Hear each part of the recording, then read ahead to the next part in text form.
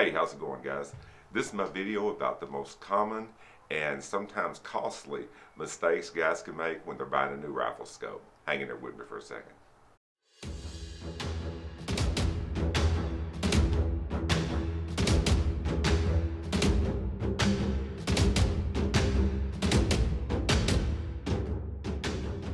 Okay, now I want to own up to it up front that most of these are mistakes that I personally have made, actually all of them.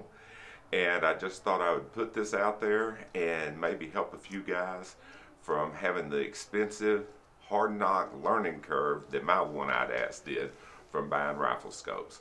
So I'm going to list these mistakes one at a time and not necessarily in priority, but so you can see just some of the pitfalls there are out there waiting to rifle scope buyers. All right, here we go.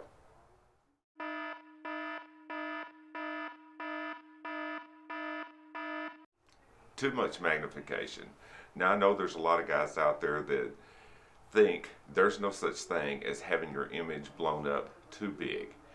The downside to that type of thinking is the more it's blown up, you lose depth of field, which means you lose your depth perception. You also lose field of view. Everything gets shrunk down because it's blown up so large.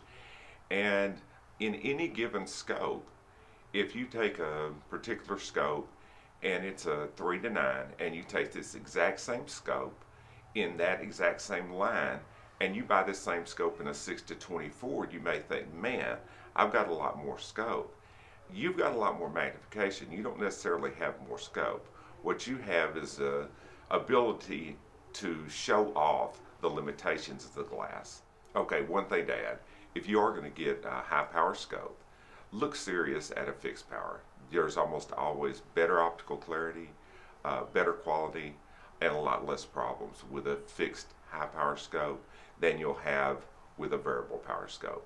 This particular scope, my Weaver T24, is clearer on 24 power than the Weaver V-Series 6-24 because I'm not asking the scope to do anything but just stay focused and clear on this one magnification. So you generally get a better optical picture. You don't have to worry about point of impact changes, and there's a lot of good things to think about with a fixed power scope, especially if you're going to go with a high magnification. All right, another one that a lot of people have problems with is they get hung up on one brand. There's something to think about in today's scope market. There's not that many places out there actually making scopes. There's a really good chance that the scope that you like and 2 or 3 scope manufacturers that you could care less about all come out of the same factory, off the same assembly lines. It's just a matter of how they're spec'd out as far as quality in the components and the type of quality control they want in that particular scope in that particular line. So getting all hung up on the scope brands is a lot like getting hung up on, I want a GMC truck, but there's no way I'll buy a Chevrolet. I've been to the factory, they go down the lines together. So with scopes, you get what you pay for. There are some good values out there, without a doubt, but you generally get what you pay for regardless of what the brand that's stamped on the side of it says.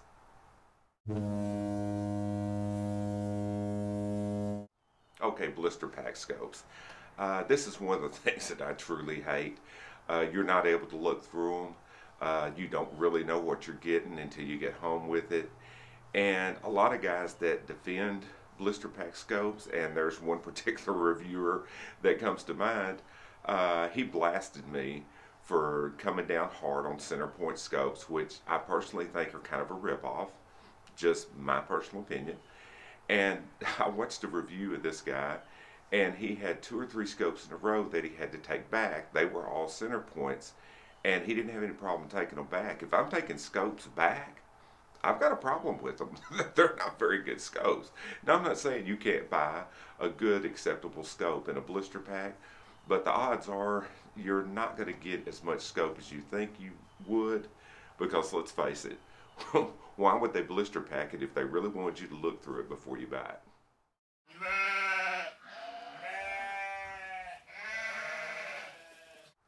All right, here's one that has hammered my ass more than once, and that's scopes at a gun show. And I'm not talking about reputable brands that you've dealt with before. I'm talking about going to a gun show and all of a sudden there's this new scope line, the new Amazon Crystal line or whatever they're calling it. And it's 30 millimeter, it's tactical, it's got the big knobs, high magnification, etched reticles, everything's illuminated. It comes with caps, it comes with this, it comes with this. And man, it's about half price of what some other scopes that you've looked at are. So if you run up on something like this, here will be the story that goes with it. We just started this scope brand and we know how high the markup is. So what we're doing is we're going to swoop in like superheroes and offer you a much better scope for a lot better value. We're trying to build ourselves up as the good guys in the scope industry. That is bullshit. They are selling a cheap scope with a lot of crap on it, and they're gouging the hell out of you. And when you get home from the gun show, and later that next week when you mount it and you look through it, you'll realize the one that you put on your gun doesn't look quite like the one they had. It's a little distorted. Is it your imagination, or is the crosshair just a little crooked? There's a reason they don't sell the display model.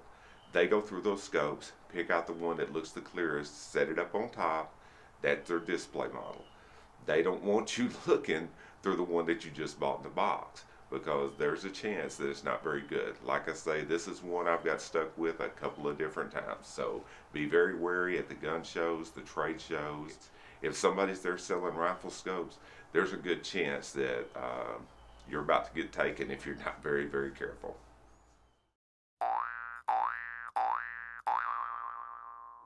Okay, one of the top two things that I think guys get taken advantage of a lot, and that's the freebies that come with a scope.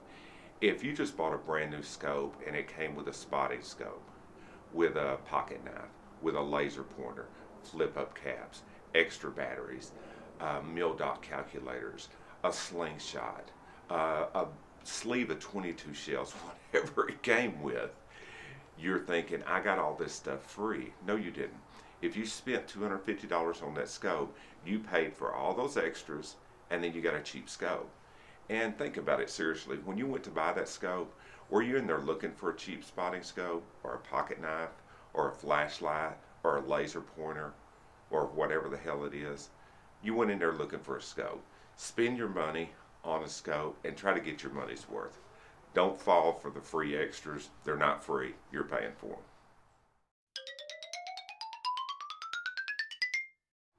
Okay, and the last example that comes to mind for me are the YouTube videos. There's so many videos out there that are just fluff pieces.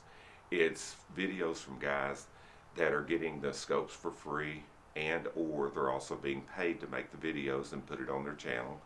And don't get me wrong, I can understand where these guys are coming from. You know, make a few bucks, get a free scope. I get it, I truly do.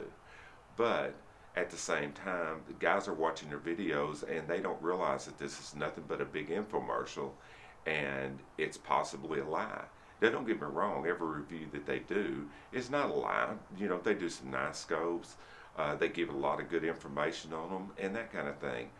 But if it's a scope that has a problem, or there's something glaring about it, they're going to skim right over it. They're going to smooth it out. They're not going to tell you the truth about it, because they don't want to lose any future gear.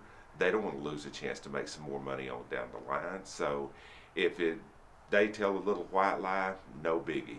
You're bad. You should have done more research. So with that in mind, try to watch as many reviews as you can. And if it's a review that as soon as you see it, you know, it's Ultimate Air Guns is brought to you by whatever the scope company is on the bottom, and miraculously they're doing a scope review, you might want to take that one with a grain of salt. Guys, thanks for watching my videos. I sincerely appreciate it. If you don't mind, like, subscribe, share with your hunting buddies. Have a great day.